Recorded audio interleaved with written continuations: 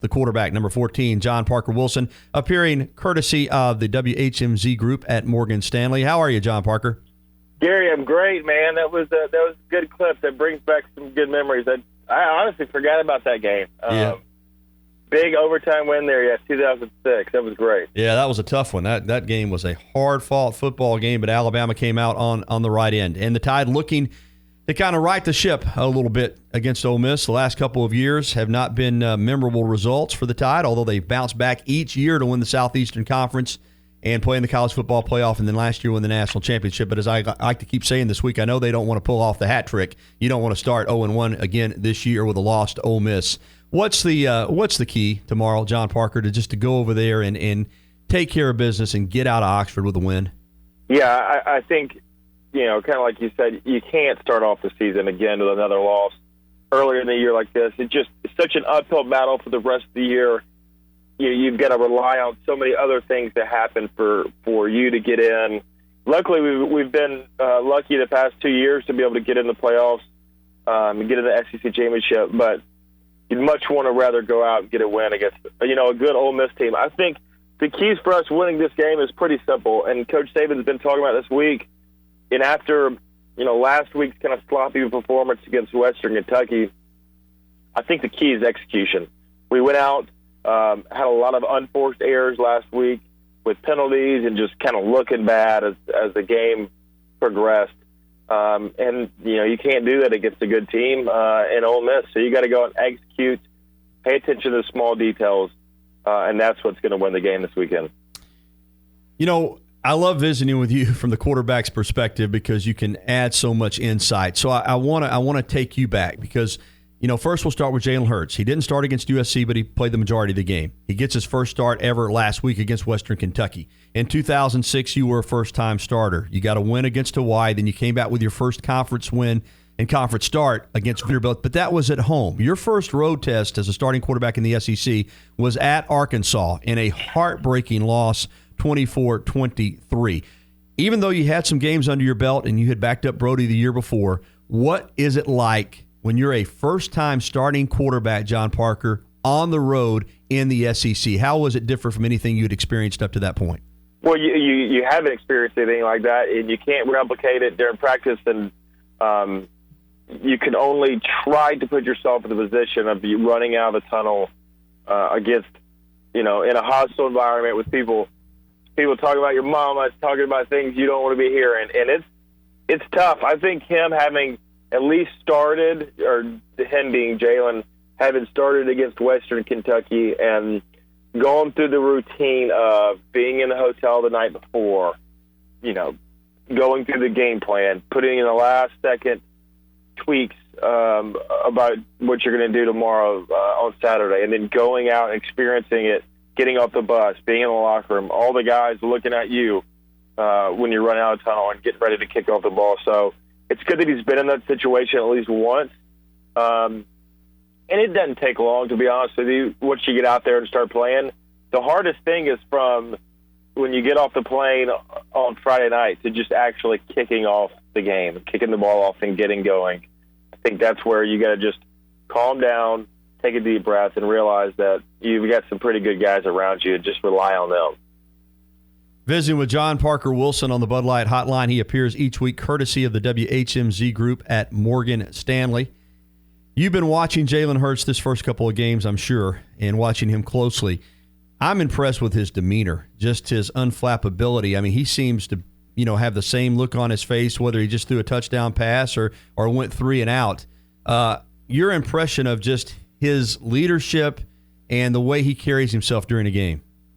I think it's been just fantastic. It started for me back during the 8A game and during the spring when he should have still been in high school and was out there leading the guys, leading, fifth-year seniors down the field in the 8A game. When, the job was on the line, he's been able to come out and produce during the fall training camp when he was trying to earn that job. And it's so nice to see, like you said, he doesn't get too high. He doesn't get down. He's just got the same demeanor on the sidelines, the same look in his face. And that's comforting for the guys on the sideline in the huddle and also the coaches. I mean, the coaches got a lot on the line, and they've put a lot of trust in a true freshman guy to go out there and win games, and at the end of the day, put food on their table for their family. So that goes to show you how much trust and faith they have in this young guy. I want to ask you about the role of the other quarterbacks, not only during practice, whether they're running the scout team or they're in Blake Barnett's case, repping in case he gets into the game. You've been a part of that. I mean, only one can play. And as we said, you backed up Brody your redshirt or your freshman season, and then you were in a quarterback battle with Spencer Pennington, and you won the job.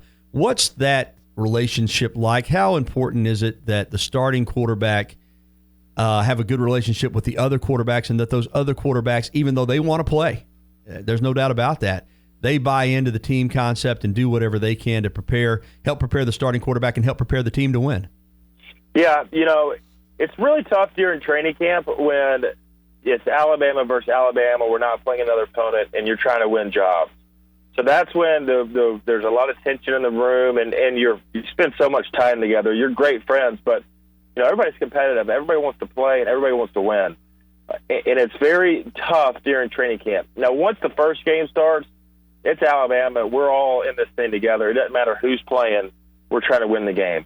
And as a quarterback, you have to prepare like you're the starter, especially Barnett and Bateman, that are really only one play away. So as much as we're running the ball, you got to be ready. And you do that by getting in there on Sunday and Monday and Tuesday, watching film together. So they're dissecting the film, all the quarterbacks in there, putting as many eyes on the other team as you can.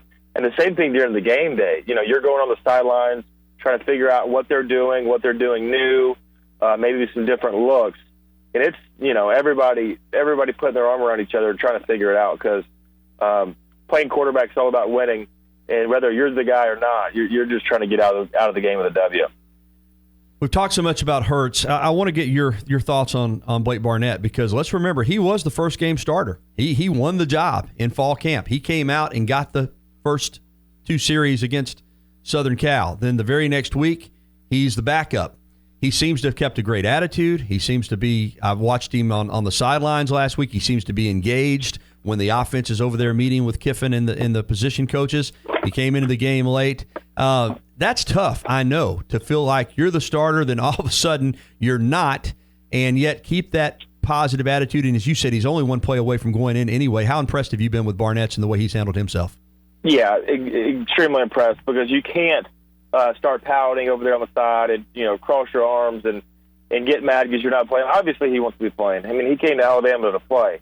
But that being said, I don't, last week we played two guys. Are we going to continue playing two quarterbacks? I don't know. Probably not, just from what Coach Saban has done in the past. Now, one thing Coach Saban has shown is that he's not scared to change it up. So, we've got two extremely capable guys, and really everybody is really capable. I think right now Jalen just gives them a different dynamic with his running ability and his throwing ability, and I think what he did against USC said a lot. Coming in, fumbling his first play, but then staying with it. I think his playing ability is really strong, and I think more than anything, I think you can tell the guys on the sideline are rallied behind him. And they're kind of, sometimes the team will select the quarterback for the coaches. And I think that might be kind of the case what we've seen with Jalen.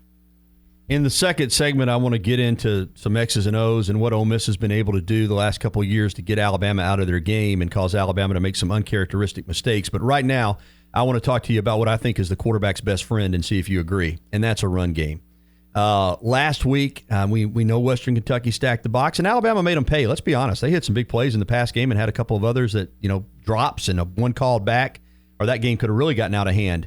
But against an Ole Miss team that is undersized and slants and tries to create havoc and gives you a hard time in the short passing game, how important will it be tomorrow to establish the line of scrimmage, John Parker, physically, run the football so you can dictate down and distance, and then when they suck up defensively, be able to throw it over the top? How important is that run game tomorrow, in your opinion, against the Rebels?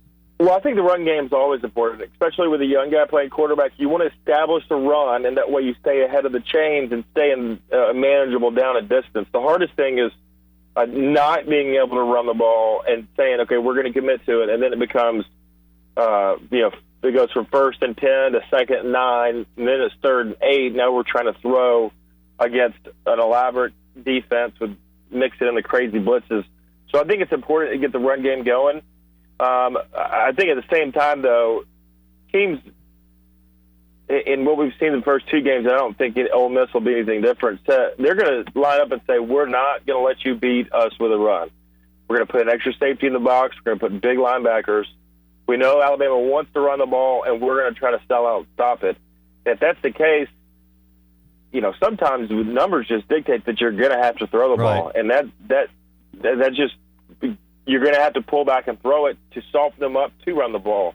You can't be one-dimensional, and I think whether you're trying to run the ball first or you're trying to throw the ball first, we got to execute, and we got to start working together a little bit better up front. But what did you think of Saban's comments after the Western Kentucky game? Because he was asked about that and them having so many men committed to stop the run, and he said, well, regardless, if you block it right, you still should be getting 4 or 5 yards a carry.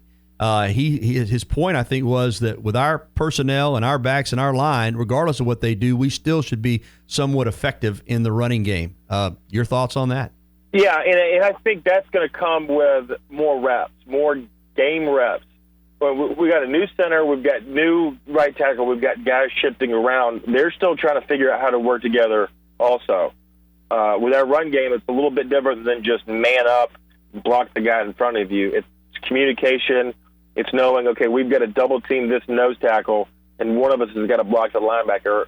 And you have to figure that out after the ball snap while these 300-pound guys are trying to tackle the guy behind you. So that comes with reps. And, we got to see it now. It's Ole Miss week. It's SEC West. So after 2 games, you'd expect to see a little bit more improvement this week in the run game, especially. All right, when we come back with John Parker, we're going to get into what's happened the last 2 years. Why has Ole Miss had the formula that nobody else in the SEC has had, and they've been the only team to beat Alabama the last 2 years in the SEC? We'll get into that.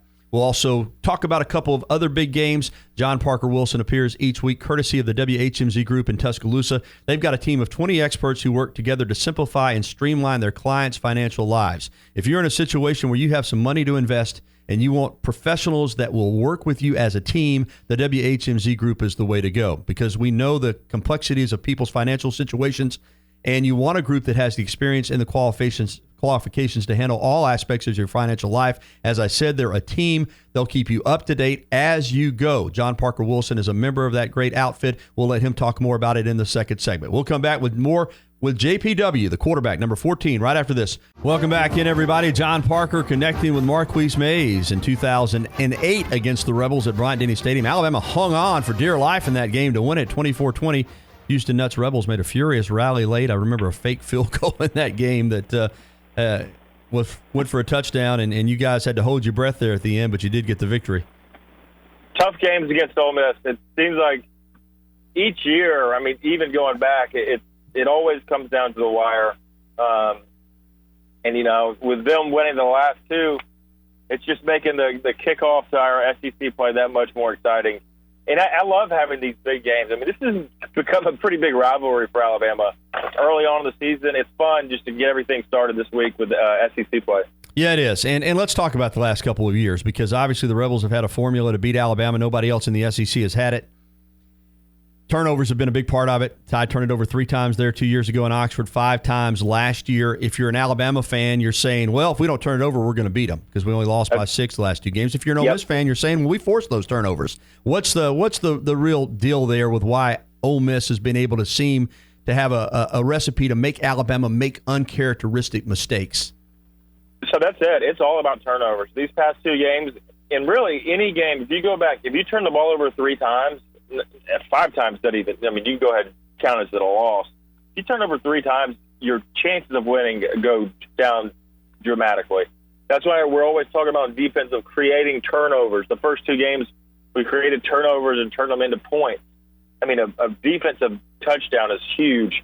Not just momentum, but you only get so many drives in a game, and losing one to a turnover, it's devastating. That's why these young guys, Jalen's become the guy, and Blake, because they took care of the ball.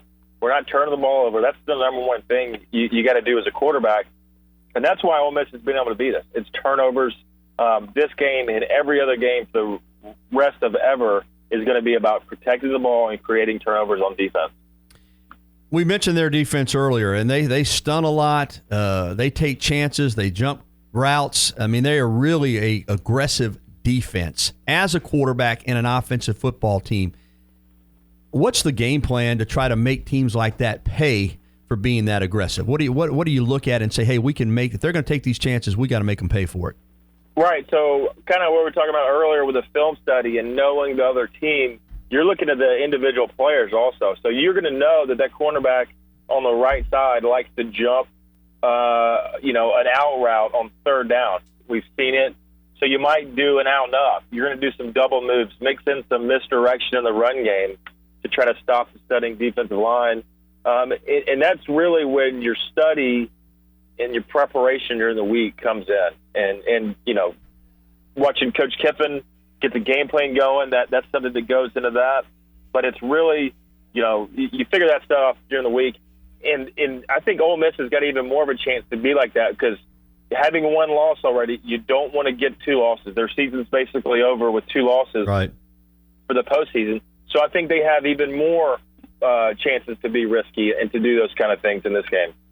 All right, I want to ask you about last week at the end of the game when Coach Saban clearly wasn't happy with Lane Kiffin's play calling there, with Barnett taking the long snap and Robert Foster running into the ball, and there's a turnover. The defense has to go back out to give up a touchdown that they shouldn't have had to give up, and the game was over. Western Kentucky had waved the white flag, and he went off on Kiffin. I mean, you played for Nick Saban. You've seen these outbursts. Oh, yeah. When he does something like that, I mean, I know he was upset, and I think he had a right to be there. At that point in the game, just get the game over. But how much of that with him do you think is just happenstance and he's just reacting emotionally, and how much of it is premeditated to make a point, not only maybe with Lane Kiffin, but the rest of the team? I think a little bit of both. I think everything he does is calculated, and that was a little bit probably calculated, but also after the whole game of being so sloppy and jumping off sides and penalties and, misses on defense and missed kicks and the kick. I mean, it was just kind of a culmination of, this is not Alabama. This is not what we're supposed to be doing. And kind of the tipping point we saw there at the end. Obviously, you never want to see that happen, but that's just part of it. And even when he's doing his post-game press conferences and during the week press conferences, he's talking to the team every time that he steps to the podium. He's talking just like the team would be hearing it. And, it's probably something you think Coach Kiffin got it on the sidelines. I imagine that meeting on Sunday afternoon was pretty intense also. Yeah, you've been in there. You know what they're like. Oh, All right, go ahead and tell us how you think this one's going to play out tomorrow with Alabama and Ole Miss. I think judging from the past 2 years and where these teams are at this year, it's going to be – I think it's going to be a tight game. And I think when you have these tight, close games, whether it's high scoring or not, it's about protecting the ball and doing the little stuff right. It's those 4 or 5 plays that you look back at the end and say, those 4 or 5 plays defined the game and ended up either pushing us for a win or taking the loss. So the problem is you don't know when those big plays arise, so you have to be ready for it all the time. And that's each play, no matter what it is getting up for it and acting like it's going to win the game. I think those big plays are going to be what separates the two teams. And I think whoever wins the turnover battle is going to win the game. All right, who's that going to be? Well, I've got to pick Alabama, definitely. I think they're way too strong on defense. I think the offense is definitely improving. I think it'll be fun watching Chad Kelly against our defense. The recipe for beating Alabama is not going to be running the ball. I don't think you can run it successfully against the big guys up front. If you're going to beat us, it's going to be through the passing game. So I think this will be a good test. Last week against Western Kentucky was a good test for the secondary. Good warm-up for 3 really, really big, guys over 6'2", 6'3" receivers that Ole Miss has. Yeah, your thoughts on Chad Kelly real quickly. He seems to be a guy that can make big plays for his team and sometimes for your team too. He certainly is a gambler back there. Exactly. He's riverboat gambler. He's going to take the big shot, the risky play in hopes it turns into that 80-yard touchdown. I think that's great. It's when it works, but when it doesn't, it's catastrophic. And it's just, we saw it against the second half against Florida State. He didn't take care of the ball, turn the ball over 3 times, and you end up losing. You can't do that against the Alabama team. And kind of going back, this team's got nothing to lose. So it'll be you have to be very tight, very consolidated for Alabama on defense. All right, real quickly, 3 other SEC versus SEC games this weekend. Give me your predictions. Georgia at Mizzou. I think this is a big game for Kirby Smart. Going on the road, again, they get young quarterbacks. Early on in his career at Georgia, this would be a big win for them. It doesn't matter who you're playing. A road team, SEC, is big. And to go out there and get your first SEC win would be big for Kirby Smart and the Bulldogs. Auburn hosting A&M. Who you like there? Big game. I mean, I was kind of surprised when Auburn came out favored, but I think they're playing well. I think the defense is where it's at. They're playing extremely good and going out. Going to face a good A&M offense, so I look to see Auburn pull it out against the Aggies. I really do. And Mississippi State at LSU. So LSU changing up the quarterbacks a little bit, throwing it a different wrinkle, doing some different things, which, Les Miles, got to give him credit for actually trying to change. We kind of bashed him last week, right? Right. About not changing things up and doing the same things over and over and over again. Finally changed it up. I look for them to get that running game going again and get back on top against the Bulldogs. All right, before we turn you loose, I know you and the other experts there at the WHMZ group at Morgan Stanley and Tuscaloosa, also offices in Birmingham and Atlanta. If people have some money to invest, you guys can really help them out with that. Tell us what all you can do for them. Yeah, we've been able to create a defined process, I think, is one of the biggest things that separates us in dealing with these families that are trying to get to this work optional lifestyle.